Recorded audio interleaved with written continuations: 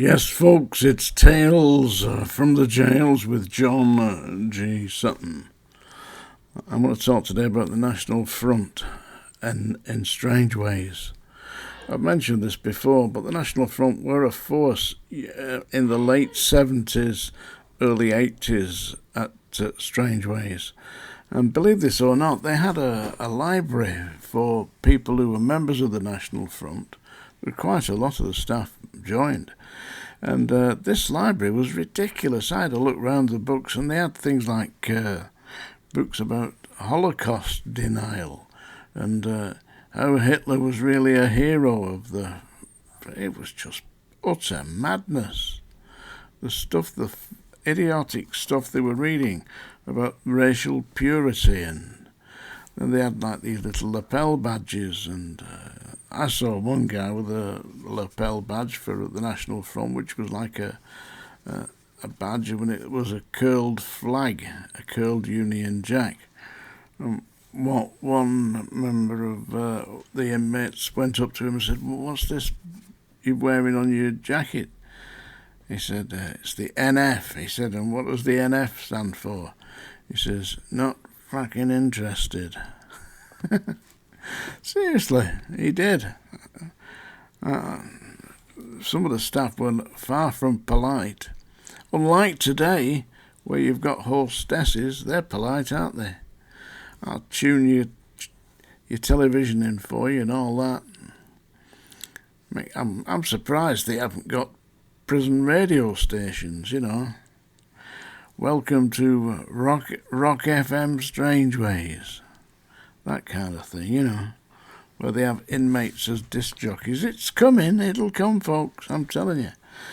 But anyway, the National Front at Strangeways. And this is documented in my new book, which is out now on Kindle, by the way. You can get a copy on Kindle, HMP Manchester Prison Officer Part 2. Just type that into Kindle and... on Google, you know, or Amazon, you'll get it there.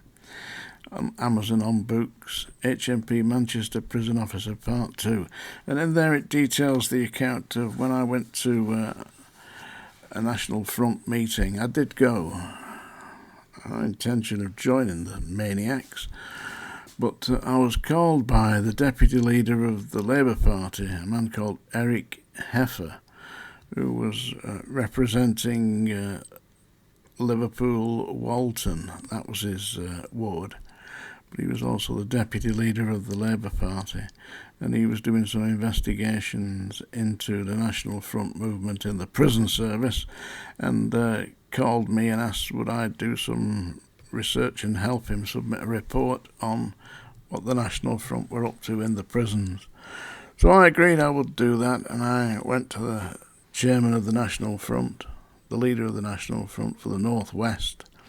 It was a principal officer at Strangeways called Brian Baldwin, and he said, "Oh, God, I'm glad you're interested in this, John." He said, "Why don't you come along to our meeting? We're having a meeting next week. You come along with me. I'll take you there in my car."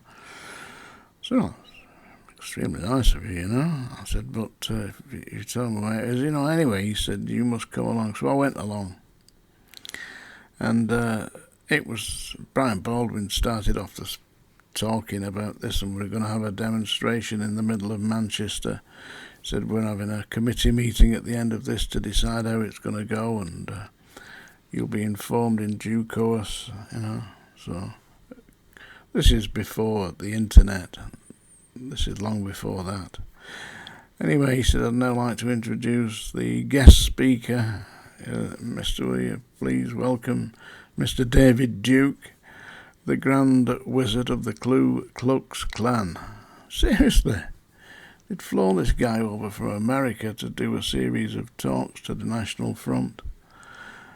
Anyway, David Duke got up and he was talking absolute nonsense about racial purity and white power must rule. We must maintain our control, you know. And everybody's jumping up and down, throwing the Nazi salutes up, going, "White power, white power."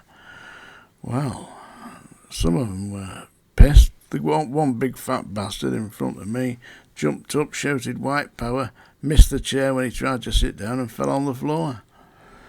It was like Fred Carnell's circus. Anyway, at the end of all this nonsense, gibberish about racial purity and how we were going to rule the world again and look crazy, they invited me to go to the committee meeting with Brian Baldwin. Seriously. They obviously thought I was a fellow traveller, which they didn't know, although they would soon find out. Yeah, so I went to this meeting and they were discussing this parade they were going to have through the streets of Manchester. Marching down Deansgate, turn left up Peter Street, round the Albert Memorial in the middle of town and all that. And I said, we need to, of course, have some disruption, so we're going to stage an attack on the parade. I said, does anybody have any ideas for this? I said, what about you, John? Have you got any ideas for this? I said, well, you don't really want to start injuring your foot soldiers, your members of the main membership. Don't injure them. I said, but what you can do, if you flower bomb them, I said, that'll be white flower meets white power. Wow, that's a wonderful headline. I said, make sure that gets in the press for you. We've got to do it first. So they discussed where they were going to do it, right on the corner of Peter Street, as it turned into Peter Street. They were going to stage it there. So that was all agreed. It didn't happen in the end, actually, because the police got put a ban on it, got a ban placed on the march, because they said it was likely to cause disruption. Well, of course it was going to cause disruption, because the National Front were planning to attack their own march for publicity. It was crazy. They definitely weren't sane. I don't think they were sane anyway.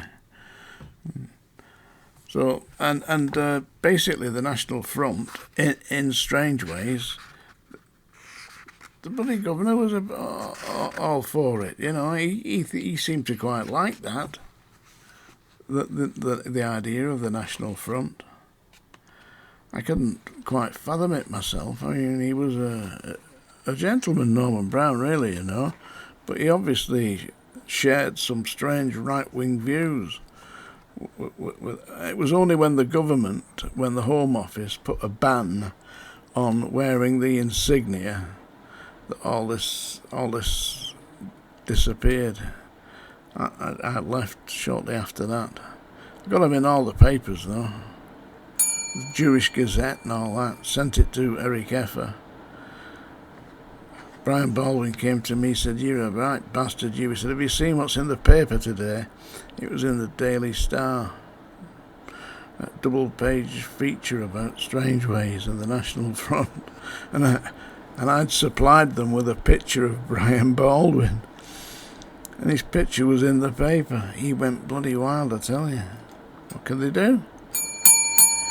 It's that time of day, folks. Don't forget to get my new book. Go on to Amazon. HMP Manchester Prison Officer Part 2. And we'll start with a poem, I think. Don't you? You'd like a poem, would you? This is Shropshire Mist. It's not a comedy poem, this. Yeah, this is about Shropshire. I really like Shropshire, I love the area around Clun, and Wenlock Edge. I really like it. A beautiful place. This is a poem I wrote to celebrate my association with Shropshire. Usually stay at the Feathers Hotel at Ludlow. I highly recommend it. Shropshire Mists by John G. Sutton. Far from bustling highways, beyond the city's grime, there is a land that stands untouched by the hurtful hand of time. Castle walls may crumble at Ludlow and quiet Clun, but in the mists of Shropshire, England's heart, is young. There where the Severn shimmers and softly falls the rain, in many a silent graveyard the long dead wake again. Merry Jack and his Betty from Knighton dance once more, as the bells of Ewley steeple ring round the hills of yore. The spirits of marching soldiers tramp through the silent vales, and in the taverns stop to drink, there tell their oft-told tales. In moonlit fields the teams still plough, though the crops are memories, whilst through the woods run lads long gone, their bones like broken trees. There upon the Wrekin Roman legions stamp their mark. At Wenlock Edge the campfires burn and light the clouded dark. Come summer's morn to Shropshire, where England stands today, and in the mist remember this: our ghost will walk always. Shropshire Mist by John G. Sutton, somewhat in the style of A. Houseman, who wrote a very famous collection of poems